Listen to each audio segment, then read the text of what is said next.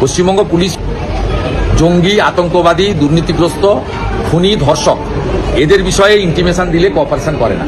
তাই বঙ্গবন্ধু মুজিবুর রহমানের খুনিকে পার্ক সার্কাসে মাস্টার মাজেদ বলে 15 বছর কাটিয়ে দেয়। ভারতের রয়ের সাহায্য নিয়ে বাংলাদেশ থেকে এসে তাকে গ্রেপ্তার করে নিয়ে ফাঁসি কার্যকর করা হয়। কাশ্মীরের জাভেদ মুন্সি ক্যানিংয়ে লুকিয়ে থাকেন, কাশ্মীর এসটিএফ এসে তাকে গ্রেপ্তার করে নিয়ে যায়।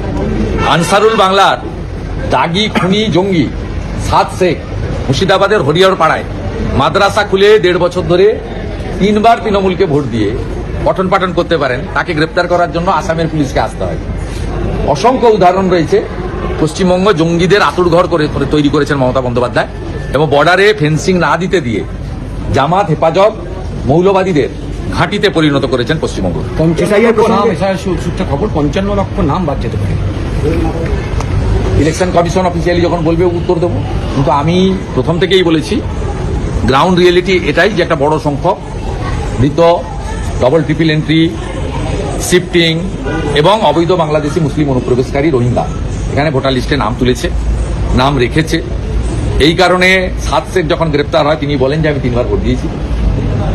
লাভলি খাতুন আপনাদের মালদা হরিশ্চন্দ্রপুরের তৃণমূলের প্রধান, হাইকোর্ট তাকে বাংলাদেশি বলে তার ইলেকটেড পঞ্চায়েত মেম্বারশিপ খারিজ করে। এরকম অসংখ্য টুকরো টুকরো উদাহরণ আছে যার মধ্য দিয়ে অবৈধ অনুপ্রবেশকারীদের মুক্তাঞ্চল পশ্চিমবঙ্গ প্রমাণিত হয়েছে। ঠিকঠাক করে এসআইআর হলে এই সংখ্যাটা কোনো সংখ্যাই নয়, অনেক বড় সংখ্যায় নাম বাদ যাওয়া উচিত যারা ভুয়া এবং অবৈধ। এসআইআর প্রসঙ্গে মুখ্যমন্ত্রী বলছেন যে হিয়ারিং শুরু হলে যাবেন, কাগজপত্র নিয়ে যাবেন, আপনাদের কাগজের অসুবিধা থাকলে সেই কাগজ নিয়ে যাবেন।